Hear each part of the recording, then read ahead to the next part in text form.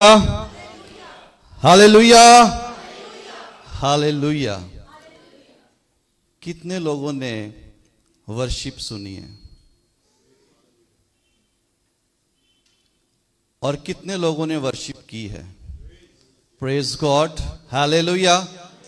हम खुदा के घर में वर्शिप सुनने के लिए नहीं बल्कि वर्शिप करने के लिए आते हैं। आमीन। और ये जो वर्शिप है, प्रस्तिश है, किसी ने कहा worship is prepare us for warship. प्रस्तिश हमें जंग के लिए तैयार करती है। आमीन। और हमारी जंग किसके साथ है? हमारी जंग खून और गोश्त के साथ नहीं है बल्कि शरारत की उन रूहानी फौजों से है। और उसके लिए खुदावंद के बहुत से हथियार हैं जिनकी हमें हर वक्त ज़रूरत है। लेकिन उन्हीं में से एक पावरफुल जो वेपन है, जो हथियार है, वो वर्शिप है। जब हम प्रस्तिश करते हैं तो प्रस्तिश के हथियार के वसीला से हम इब्लीस की कुव्वतों पर गाली बातें और फतह पाते हैं। आमीन। कितने लोग परेशान हैं? Praise the Lord. और कितने लोग शादमान हैं? Hallelujah, praise the Lord, glory Jesus. आपको पता है जब हम शादमान होते हैं तो इब्लीस परेशान होता है, लेकिन जब हम परेशान होते हैं तो फिर वो शादमान होता है। अगर हम चाहते हैं कि वो परेशान रहे तो फिर हमने हर वक्त शादमान रहना है। आमीन। पौलुस कहता है खुदावंद में हर वक्त खुश रहो, फिर कहता हूं कि खुश रहो। Praise God. सो एक बार फिर खुदावंद यीशु के नाम में आप सबकी सलामती हो।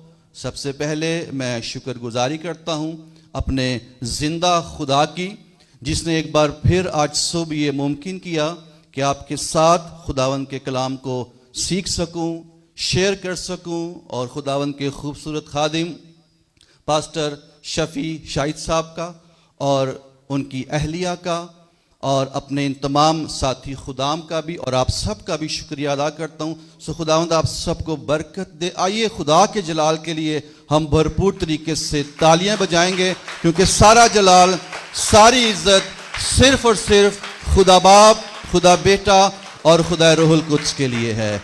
आमीन। Praise God. तशरीफ रखिए। Thank you Jesus. सो आज सुबह हम खुदावंद के कलाम में से एक बहुत ही खूबसूरत मजमून है, और ये जो आयत है ये बाइबल मुकद्दस की जो बहुत सी मशहूर आयत हैं उनमें से एक है। और मुमकिन है आप में से बहुतों ने इस आयत पर कलाम सुना भी हो और सुनाया भी हो, लेकिन हमारा ईमान है, हमारा जो खुदा है, बाइबल बयान करती है कि वो हर सुबह ताज़ा है। आमीन। और उसका जो कलाम भी है वो हमेशा फ्रेश रहता है। सो मेरे साथ निकालिएगा पहला कुरिन्थियों का खत, उसका पहला बाब और उसकी 18वीं आयत। एक ही आयत।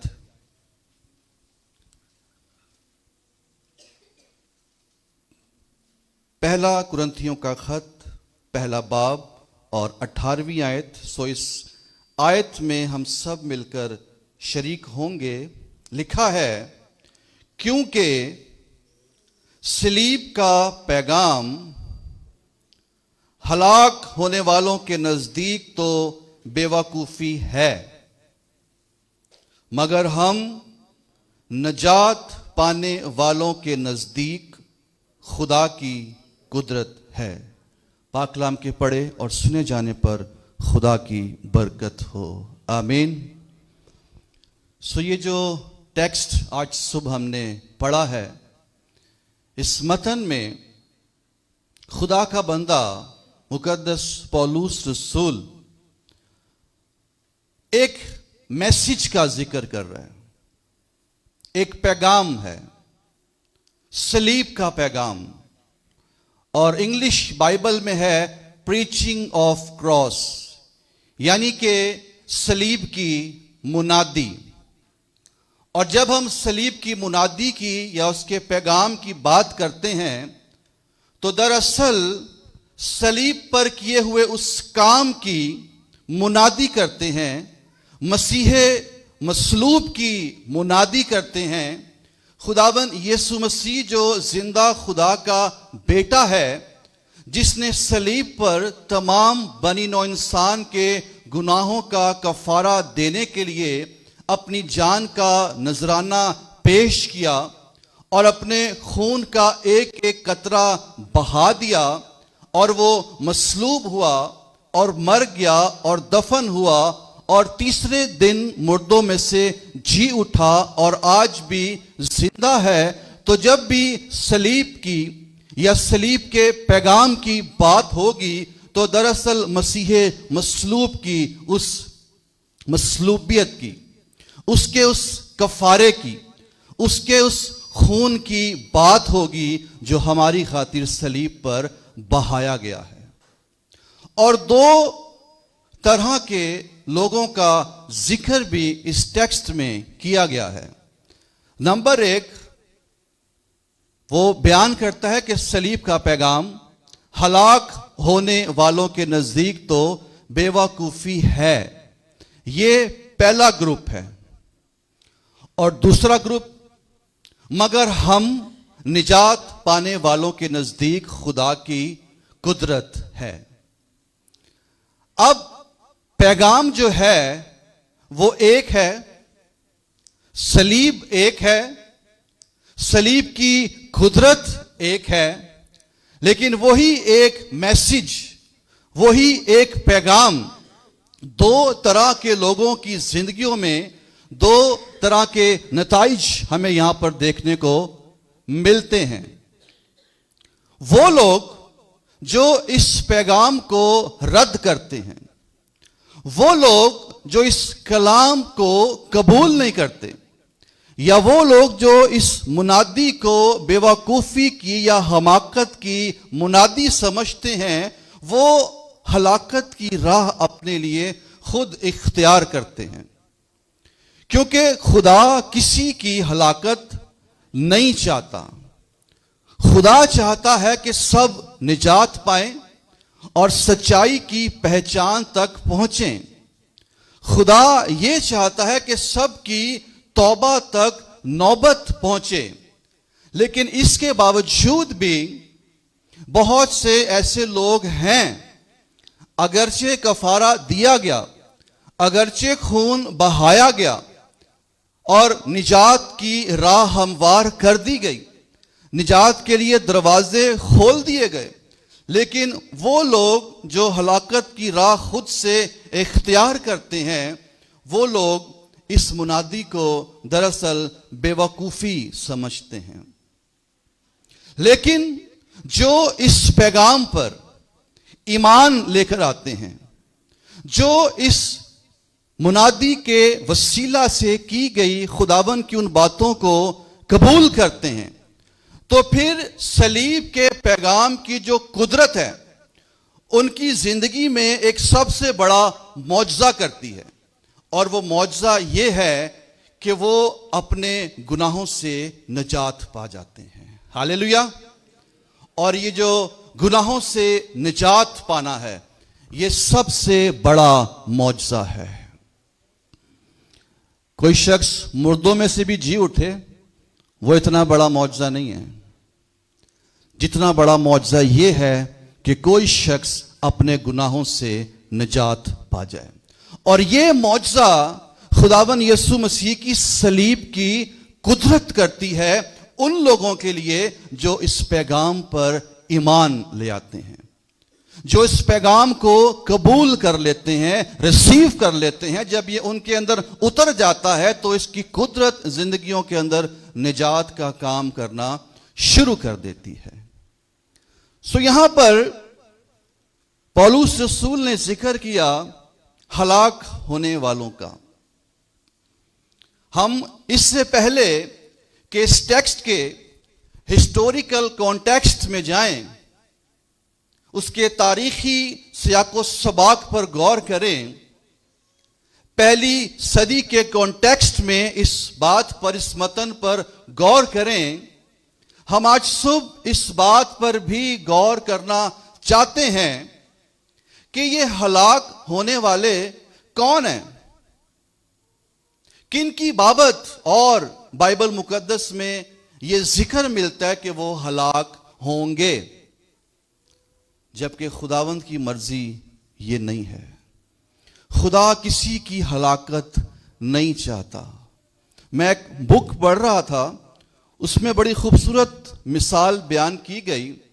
यहां पर बहुत सी माएँ बहनें बैठी हुई हैं। आप सब जानते हैं कि जब कोई बेबी पैदा होता है तो वो जो वक्त होता है किसी भी मां के लिए किस कदर तकलीफ दे होता है। सबसे ज्यादा तकलीफ दे कठिन मरहला एक मां के लिए वो होता है जब वो बेबी को डिलीवर कर रही होती है। तो मैं उस बुक में पढ़ रहा था कि एक नौजवान खातून का 10 से 11-12 साल का एक बेटा था, जो खेलते खेलते उसकी आंखों के सामने गेट से बाहर निकल गया और उसके देखते देखते एक गाड़ी वाला उस बच्चे को रौंदता हुआ वहां से गुजर गया और उस बच्चे की डेथ हो गई। और उस मां के लिए उस वक्त जो दुख की घड़ी थी, इतना दुख, इतनी तकलीफ उसने उस वक्त भी नहीं सही जब उस बच्चे को वो पैदा कर रही थी।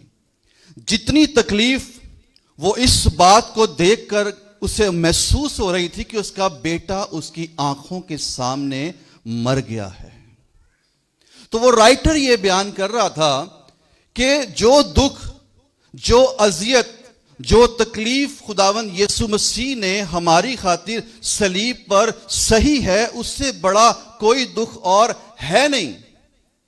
लेकिन जिनके लिए मसीह ने सलीब पर अपनी जान दी, अपने हाथों पैरों पर कील ठुकवाए, अपने खून का एक एक कतरा बहा दिया, जब वो अपनी आंखों के सामने उन लोगों को जहन्नुम में जाते हुए देखेगा, हलाक होते हुए देखेगा, तो ये दुख मसीह के लिए उससे भी बड़ा होगा जो उसने सलीब पर सहा।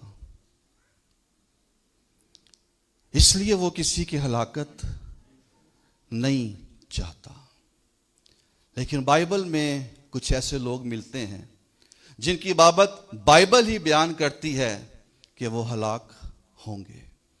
मिसाल के तौर पर अगर आप निकालिए मेरे साथ लूका की इंजील, उसका 13वां बाब और उसकी पहली आयत। एक खूबसूरत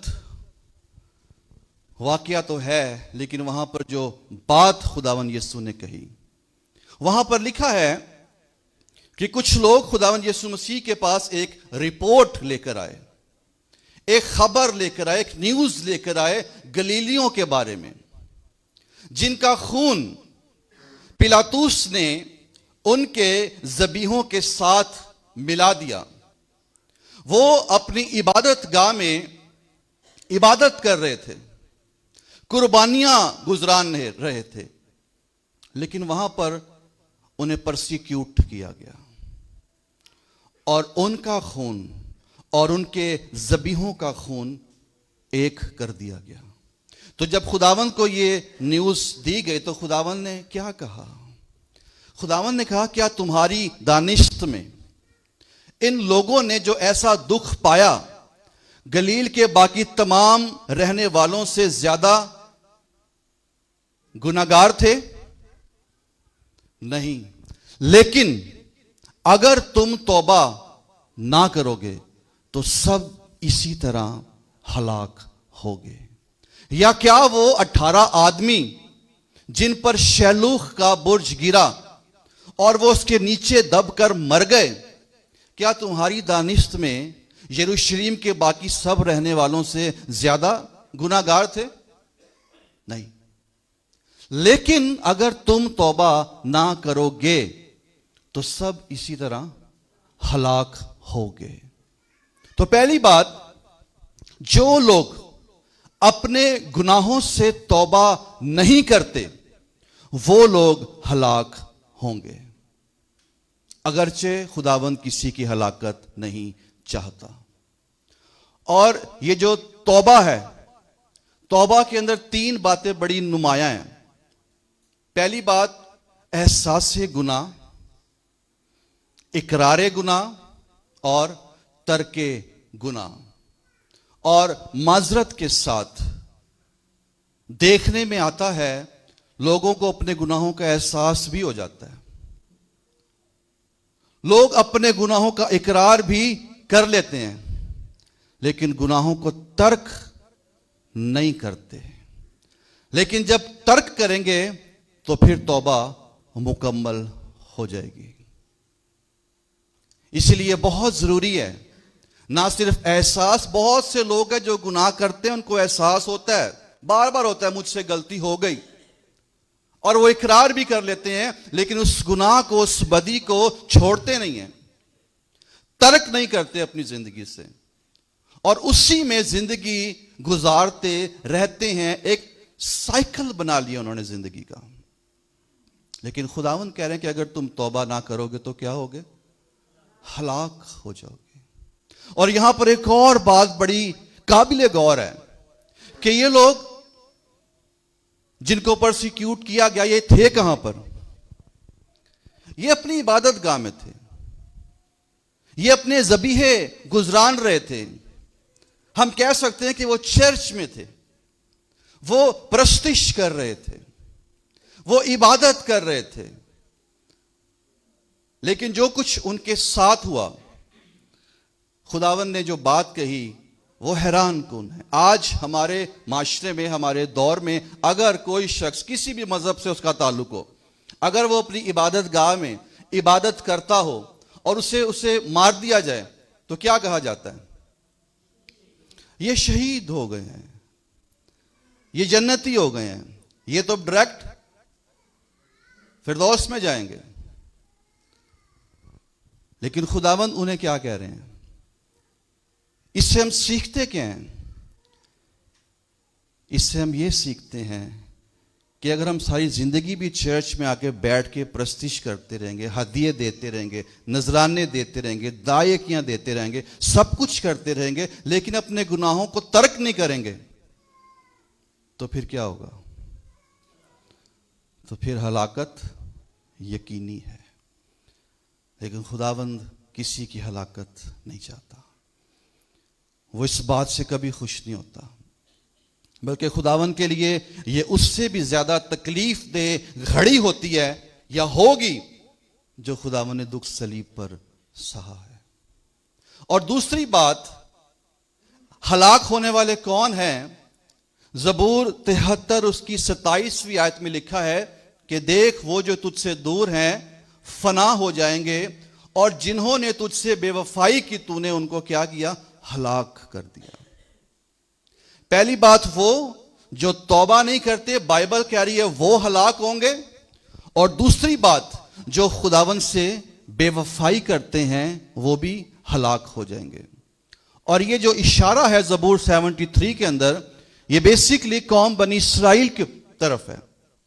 जब वो मिस्र की गुलामी से निकले और बियाबानी सफर में, जहां बार बार वो बुड़बुड़ाते, खुदा की आजमाइश करते, शिकायतें करते, जहां पर उन्होंने बुत परस्ती भी शुरू कर दी, और उनमें से बहुत से लोग बियाबान में ढेर हो गए। जिन्होंने तुझसे बेवफाई की तूने उनको हलाक कर डाला। आज सुबह ये दो बातें, खुदा किसी की हलाकत नहीं चाहता, लेकिन अगर कोई शख्स अपने गुनाहों से तौबा नहीं करेगा और अगर तौबा कर लेता है, उसके बाद वो चलते चलते खुदा के साथ बेवफाई करता है। यीशु ने कहा कि जान देने तक भी वफादार रह, तो मैं तुझे जिंदगी का ताज दूंगा। लेकिन अगर हम बेवफाई कर जाएंगे तो फिर क्या उस ताज को हासिल कर सकेंगे? ये वो दो लोग हैं जिनकी बाबत बाइबल बयान करती है कि वो क्या होंगे? हलाक होंगे। अब अगली बात, क्यों सलीब का पैगाम हलाक होने वालों के नजदीक बेवकूफी है? अब हम इसको, इस टेक्स्ट की जो हिस्टोरिकल कॉन्टेक्स्ट है उस पर थोड़ा गौर करेंगे। पहली सदी के सियाको सबाक में, कि उस दौर में इस मुनादी को या सलीब को बेवकूफी क्यों समझा जाता था? क्यों इसे हमाकत की मुनादी समझा जाता था? पहली बात कि ये जो सलीबी मौत थी, ये शरीयत के एतबार से लानती मौत थी, क्योंकि जिसे सलीब पर लटका दिया जाता था उसे लानती कहा जाता था। दूसरी बात, ये जो सलीबी मौत थी, ये कानूनी एतबार से ये डाकुओं और बागियों को दी जाने वाली मौत थी। ये जो रोमन्स थे, ये कभी भी सलीब की सजा किसी रोमी शहरी को नहीं देते थे। ये हमेशा सलीब की सजा बागियों को, डाकुओं को, देहातियों को देते थे। और ये इस कदर अजियतनाक और तकलीफ दे सजा थी कि रोमन्स खुद इससे सख्त नफरत करते थे, कराहियत करते थे। सन 60 की दहाई के अंदर एक शख्स जिसका नाम सीसरू बयान किया जाता है, हिस्ट्री बताती है कि उसने एक बयान दिया। उसने कहा किसी रोमी शहरी को कैद करना जुर्म है। उसने कहा किसी रोमी शहरी को कोड़े लगाना मकरूह है। उसने कहा किसी रोमी शहरी को मारना कत्ल करने के बराबर है। लेकिन किसी रोमी शहरी को सलीब देना, इसके लिए उसके पास अल्फाज ही नहीं है। इस कदर वो इससे कराहियत करते थे।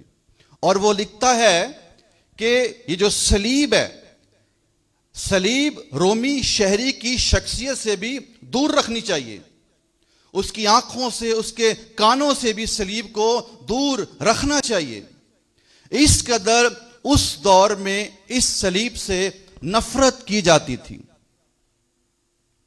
और तीसरी बात, समाजी एतबार से यह एक शर्मनाक मौत थी, क्योंकि जिस किसी को सलीब दी जाती थी उस शख्स के लिए, उसके खानदान के लिए शर्मिंदगी का सबब थी। उसका पूरा खानदान जो है शर्मिंदगी में डूब जाता था कि इस खानदान में से किसी शख्स को सलीब दी गई है। और चौथी बात, नफ्सियाती तौर पर यह अजियतनाक मौत थी, क्योंकि जिसे सलीब दी जाती थी उस शख्स को लोगों के सामने मारा जाता और उसे बरहना करके सलीब पर कीलों से जड़ दिया जाता। अब इस सूरत हाल में इतने लोगों के सामने किसी शख्स को मारा जाए, उसे बरहना किया जाए, तो वो नफ्सियाती तौर पर अजियत की हालत में होता था। और पांचवी और आखिरी बात, ये जो सलीब की सजा थी जिस्मानी एतबार से तकलीफ दे थी, क्योंकि जिसे सलीब दी जाती थी, सलीब देने से पहले उसे कोड़े लगाए जाते थे। और रोमी कोड़ा इस कदर खतरनाक होता था कि अक्सर औकात जिनको कोड़े मारे जाते थे वो सलीब पर जाने से पहले ही मर जाते थे।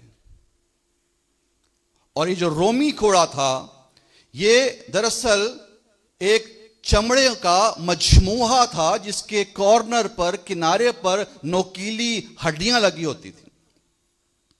और जब किसी की पीठ पर वो मारते थे तो वो हड्डियां उसकी कमर में धंस जाती थी, और जब उसे वो खींचते थे तो गोश्त और चमड़ा खिंच कर बाहर आ जाता था, और बहुत ही तकलीफ दे मौत थी। और कई मर्तबा जब सलीब पर किसी को टांग दिया जाता था तो कई कई दिन तक उसे मौत नहीं आती थी। इस कदर अजियतनाक मौत थी। और रोमी लोग ये सजा देकर दरअसल बताना ये चाहते थे कि हम जो रोमन्स हैं उस वक्त की सुपर पावर, हमसे बढ़कर कोई नहीं है। अब आप गौर करें कि उस पहली सदी के अंदर सलीब के बारे में उनका क्या नजरिया था, उनकी क्या सोच थी। शरीयत के एतबार से लानती मौत, कानून के एतबार से बागियों और डाकुओं की मौत, समाजी एतबार से शर्मनाक मौत, नफ्सियाती एतबार से अजियतनाक मौत, और जिस्मानी लिहाज से तकलीफ दे मौत। अब ऐसी सूरत हाल में जब सलीब के बारे में लोगों की यह सोच है, और उस दौर में एक फिरका उठे जिनकी अक्सरियत ज्यादातर वो अनपढ़ और गरीब लोग हैं, और वो उठकर ये कहें कि हमारा उस्ताद, हमारा खुदावन, हमारा मसीह जिसे तुमने सलीब पर लटका दिया, असल में वो दुनिया का निजात दहिंदा है, तो रोमी लोग हंसते कि ये तो बेवकूफी की बात है, वो तो एक बागी की और एक डाकू की मौत मरा है। और यहूदी लोग वो ठोकर खाते, वो कहते ये तो एक लानती मौत मरा है। अब गौर करें कि उस दौर के अंदर जब लोगों की सलीब के बारे में ये सोच है, और वहां पर एक छोटा सा फिरका सलीब की मुनादी करता है, सलीब का पैगाम बयान करता है, लेकिन यह सलीब के पैगाम की कुदरत है कि उस वक्त से लेकर आज तक बेशुमार लोग अपने गुनाहों से निजात पाते जा रहे हैं। Hallelujah, praise the Lord. सलीब के लिए ताली बजानी है तो फिर जोरदार ताली बजाएं, प्रेज गॉड, हालेलुया। क्योंकि सलीब की ये कुदरत है कि वो गुनाहगार को उसके गुनाहों से निजात बख्श देती है। Praise God. सलीब का पैगाम, सलीब की मुनादी एक गुनाहगार को उसके गुनाहों से निजात बख्श देती है। आमीन। आगे चलते हैं सलीब के बारे में। और सलीब जो थी उस दौर में एक जुल्म का निशान थी, एक नफरत का निशान थी। लेकिन जब उस सलीब पर खुदा के बेटे खुदावंद यीशु मसीह नासरी को लटकाया गया, तो उस वक्त से लेकर आज तक सलीब जो है ये फतह का निशान बन गई है। हालेलुया। ये खुदा की मोहब्बत का निशान बन गई है। इसीलिए सलीब के पैगाम में कुदरत है। रसूल लिख रहा है सलीब का पैगाम निजात पाने वालों के लिए खुदा की कुदरत है। ये जो कुदरत है, ग्रीक वर्ड इसके लिए है ड्यूनामिस, और ड्यूनामिस से हमारा इंग्लिश का वर्ड डायनामाइट निकला है, जिसे डायनामिक भी। और ये जो डायनामाइट है ये वो मवाद है या ये वो बॉम्ब है जिससे पहाड़ों को, चट्टानों को चकनाचूर किया जाता है। पहाड़ों में डायनामाइट लगाकर उन्हें तबाह और बर्बाद करके रास्ते बनाए जाते हैं। तो जब सलीब का जो पैगाम है और उस पैगाम के अंदर जो ड्यूनामिस पावर है, जब वो किसी भी इंसान के दिल के साथ टकराती है, और इंसान का दिल अगरचे गुनाह के सबब से पत्थर का हो चुका है या पहाड़ की तरह एक चट्टान का बन चुका है। सलीब के पैगाम की ड्यूनामिस पावर उसे चकनाचूर कर देती है, उसे तोड़ देती है और वो टूट जाता है, उस पर चोट लगती है और फिर इंसान चिल्ला उठता है कि है भाइयों हम क्या करें। जब पतरस रसूल ने ईद पेंतीकोस्त पर पहला वास किया तो क्या लिखा, उनके दिलों पर चोट लगी और उन्होंने कहा कि ए भाइयों हम क्या करें। तो पतरस रसूल ने कहा कि तुम में से हर शख्स, और आपको पता है वहां पर ईद पेंतीकोस्त पर जो पतरस रसूल ने पहला वास किया वो सलीब का ही पैगाम बयान किया। उसने मसीह मसलूब को ही बयान किया, उसने सलीब की ही मुनादी की और उस मुनादी की कुदरत ने उन लोगों के दिलों पर चोट लगी और 3000 लोग उस दिन अपने गुनाहों से निजात पा गए थे। हालेलुया। ये सलीब के पैगाम की कुदरत है और ये आज भी जारी वो सारी है।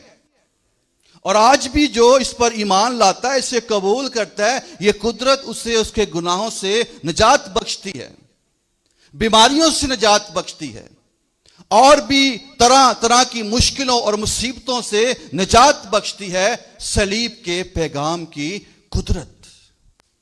लेकिन जरूरी है कि इस पैगाम को कबूल किया जाए। इस दुनिया के अंदर बदअमनी है, लाकानूनियत है, क्राइम है, बहुत से मसाइल हैं, बहुत सी उलझने हैं, बीमारियां हैं, मुसीबतें हैं और इन सब की जो जड़ है वो गुनाह है। और उस गुनाह का जो तोड़ है वो मसीह की सलीब है। हालेलुया। और उसकी कुदरत जो है गुनाहों से निजात बख्श देती है। सो खुदावन यीशु मसीह की सलीब ये वो मकाम है जिसके बारे में डेरिक प्रिंस बयान करता है कि वहां पर डिवाइन एक्सचेंज हुआ, इलाही तबादला हुआ। और जो सबसे पहला वहां पर एक्सचेंजिंग हुई है वो ये हुई कि खुदावन यीशु मसीह ने हमारे गुनाह अपने ऊपर ले लिए और हमें अपनी रास्तबाजी बख्श दी है। खुदावन के कलाम में लिखा हुआ है 2 कुरिन्थियों 5:21 में, वो जो गुनाह से वाकिफ ना था उसको उसने हमारी खातिर गुनाह ठहराया ताकि हम उसमें होकर खुदा की रास्तबाजी हो जाएं। खुदावन यीशु मसीह को जो गुनाह से वाकिफ ना था हमारी खातिर गुनाह ठहराया गया, वो हमारी खातिर गुनाह बना। याद रखें, वो गुनाहगार नहीं बना, गुनाह बना। और उसकी रास्तबाजी जो है वो हमें बख्श दी गई है। क्योंकि खुदावन यीशु मसीह तो वो शख्सियत है, वो ज़ात इलाही है जिसकी ज़ात में कोई गुनाह नहीं है। उसने खुद कहा कि तुम में से कौन मुझ पर गुनाह साबित करता है। और उस वक्त से आज तक बड़े लोग कोशिश कर रहे हैं कि मसीह की ज़ात पर कोई गुनाह साबित करें, लेकिन हमारे खुदावन यीशु मसीह की पाकीज़गी और जलाल और कुदरत ऐसी है कि आज तक कोई साबित नहीं कर सका और ना ही कभी कर सकेगा। हालेलुया। सो पहला जो एक्सचेंजिंग हुई है, हमारे गुनाह उसने अपने ऊपर लिए और हमारी उसकी रास्तबाजी हमें बख्श दी गई है। और ये जो लफ्ज है ना रास्तबाजी, इसके लिए ग्रीक वर्ड है डिकायो और ये एक अदालती इस्तिलाह है जिसका मतलब है बरी करना। और इसके अंदर जो मफहूम पाया जाता है वो ये है कि किसी शख्स पर अदालत में मुकदमा चला, तहकीक की गई, तफ्तीश की गई और वो बेगुनाह साबित हुआ और अदालत ने उसे बाइज्जत बरी कर दिया। तो जब खुदावन यीशु मसीह की रास्तबाजी हमें मिल जाती है तो खुदा बाप की अदालत में हमें बाइज्जत बरी कर दिया जाता है। और चूंकि वो सजा, वो गुनाह जो हमारे थे वो खुदावन यीशु मसीह ने अपने ऊपर ले लिए और हमें मुफ्त में रास्तबाज ठहरा दिया गया है। हालेलुया। अब हम पर सजा का हुक्म नहीं है। और खुदा यीशु मसीह ने सलीब पर एक नारा मारा था कि तमाम हुआ, और यह फतेहमंदी का नारा। लेकिन ग्रीक में, यूनानी में, वहां पर खुदावंद ने कहा टेटलिस्टाए, और ये जो लफ्ज है टेटलिस्टाए, ये भी एक अदालती इस्तिलाह है यूनानी जुबान में। होता क्या था कि जब कोई शख्स कोई जुर्म करता तो उस शख्स को अदालत में जज के सामने लाते, और जज एक दस्तावेज पर उसके गुनाह लिखे होते, उस पर सजा लिखता और सजा के लिए उसको भेज दिया जाता। और जब सजा पूरी हो जाती तो फिर दोबारा उसे जज के पास वापस लेकर आते और जज के सामने वो दस्तावेज पेश किए जाते। तो जज वहां पर लिख देता टेटलिस्टाए, जिसका मतलब यह था कि इसने अपने गुनाहों की सजा भुगत ली है, लिहाजा अब यह दोबारा इन्हीं गुनाहों के सबब से सजा नहीं पा सकता। तो जब खुदावन यीशु मसीह ने यह नारा मारा ना, तो इसका मकसद यह था कि मैंने तमाम बनी नौ इंसान के गुनाहों की सजा भुगत ली है, लिहाजा अब कोई शख्स अपने गुनाहों की सजा की वजह से जहन्नुम में नहीं जाएगा, बशर्त यह कि वो यीशु मसीह पर ईमान लेकर आए। हालेलुया। ये फतेहमंदी का नारा था, ये डिवाइन एक्सचेंज था। फिर उसने हमारी मौत ले ली और अपनी जिंदगी हमें बख्श दी। उसने हमारी बीमारियां ले ली और अपनी शिफा हमें बख्श दी। लिखा है कि वो आप हमारे गुनाहों को अपने बदन पर लिए हुए सलीब पर चढ़ गया, ताकि हम गुनाहों के एतबार से मरकर रास्तबाजी के एतबार से जिएं, और उसी के मार खाने से हमने शिफा पाई है। हालेलुया।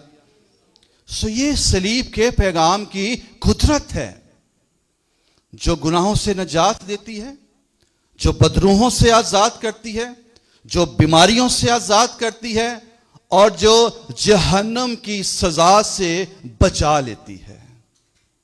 इसीलिए सलीब का पैगाम ईमान लाने वालों के लिए क्या है? खुदा की कुदरत है। सो इसीलिए हमारे लिए जरूरी है कि जितना ज्यादा हो सके हम सलीब के करीब रहें, हम सलीब से दूर ना जाएं, क्योंकि जो लोग सलीब के करीब रहते हैं, जो मसीह के दिल के करीब रहते हैं, फिर मसीह उनको अपने प्राइवेट मिशन भी देता है। जैसे यूहन्ना रसूल, सलीब के पास शागिर्दों में से सिवाय यूहन्ना रसूल के कोई नहीं था। वो सलीब के करीब था, वो मसीह के करीब था, और मसीह ने उसे एक प्राइवेट मिशन दिया। और वो क्या मिशन था? मुकद्दसा मरियम अपनी मां की जिम्मेदारी, एक प्राइवेट मिशन उस रसूल के सुपुर्द किया। हां, पितमुस के जजीरे में यूहन्ना रसूल को खुदावंद यीशु मसीह का मुकाशफा भी मिला, क्योंकि मसीह के आसमान पर जाने के बाद किसी को नहीं पता कि उसका चेहरा कैसा है, उसकी आंखें कैसी हैं, उसके बाल कैसे हैं। लेकिन यूहन्ना रसूल हमें बताते हैं कि उसकी आंखें आग के शोला की मानिंद हैं। उसका चेहरा ऐसे है जैसे तेजी के वक्त आफताब चमकता है। उसका सर, उसके बाल सफेद ऊन की मानिंद हैं, और वो पांव तक का जामा पहने हुए है, और सोने का सीना बंद बांधे हुए है, और उसके मुंह से एक दोधारी तेज तलवार निकलती है। हालेलुया। और वो बादशाहों का बादशाह और वो खुदावंदों का खुदावंद है। उसकी रान और पोशाक पर यह नाम लिखा है, वो खून की छिड़की हुई पोशाक पहने हुए है, और उसका नाम कलाम में खुदा कहलाता है। हालेलुया। आए उस बादशाहों के बादशाह के लिए जोरदार तालियां बजाएं। Praise God. हालेलुया। सो वक्त हो रहा है ज्यादा। हासिल कलाम यही है कि सलीब का पैगाम हलाक होने वालों के नज़दीक तो बेवकूफ़ी है। हमने देखा किन के लिए ये बेवकूफ़ी था या है, लेकिन जो ईमान से इसे कबूल कर लेते हैं वो नजात पा जाते हैं। और इस पैगाम की, इस मुनादी की कुदरत का तजर्बा हम हर रोज अपनी जिंदगी में करते हैं और करते रहेंगे। और इसी की कुदरत से हम हर रोज इब्लीस पर भी गालिब आते हैं और आते रहेंगे और अपने खुदा के नाम को जलाल और बुजुर्गी देते रहेंगे। कहना ये चाहता हूं, हासिल कलाम ये है कि सलीब के करीब रहें। जितना ज्यादा सलीब के करीब रहेंगे, जितना ज्यादा मसीह के करीब रहेंगे, उतना ज्यादा पाक होते जाएंगे, उतने ज्यादा हलीम होते जाएंगे, उतने ज्यादा फिरोतन होते जाएंगे, उतने ज्यादा ट्रांसफॉर्म होते जाएंगे और उतने ज्यादा हम मसीह की आमद के लिए तैयार होते जाएंगे। हालेलुया। आइए अपने सरों को झुकाएं, अपनी आंखों को बंद करें और आज सुबह अपनी निगाहों को सलीब की तरफ लगा लें। आज सुबह अपनी तवज्जो का मरकज़ मसीह की सलीब को बना लें। और मैं तमाम खुदाम से दरख्वास्त करूंगा कि वो स्टेज पर आ जाएं और क्वायर भी स्टेज पर आ जाए। Hallelujah, praise Jesus. आए सब अपने लबों को खोलें, अपनी आवाज़ों को बुलंद करें और शुक्र गुजारी करना शुरू कर दें खुदावन यीशु मसीह के लिए, उसकी सलीब के लिए, सलीब के उस पैगाम के लिए जो कुदरत का पैगाम है, जो जिंदगियों में सबसे बड़ा मौजज़ा करता और गुनाहों से निजात बख्श देता है। आइए शुक्र गुजारी करना शुरू कर दें। Hallelujah, praise Jesus, hallelujah, glory Jesus. सब दुआ कीजिए, दुआ मांगना शुरू कर दीजिए, क्योंकि आज सुबह हमारा खुदावन अपनी जलाली कुदरत के साथ हमारे दरमियान में उतरा हुआ है, मौजूद है। और आज सुबह उसके कलाम की कुदरत आपको छू रही है, उसकी सलीब की कुदरत आपको छू रही है। और आज सुबह आप इस कुदरत के छूने के सबब से पहले जैसे नहीं रहेंगे। आपकी जिंदगी के अंदर, आपकी सोचों के अंदर, आपके हालात के अंदर, आपके खानदान के अंदर एक नुमाया तब्दीली आएगी, एक रूहानी इनकलाब बर्पा होगा। हालेलुया। इस मैसेज को कबूल कीजिए, रिसीव कीजिए। इसकी कुदरत आपकी जिंदगी में काम कर रही है। Hallelujah, glory Jesus. ओ रसा शाभिका रसिंदरा रलाता जिमिशिराता इब्राता लाराजा जाबोरुको रिकोलोरो जुमेंता जाबा इब्राबा रसा शामंता जाबराबी इलाता जरबिको योजोरो योरो इक्रलाता महासमी जिमित बिशबिकराता रसाबी। Hallelujah, praise Jesus. Yes, hallelujah, glory Jesus. जिंदगी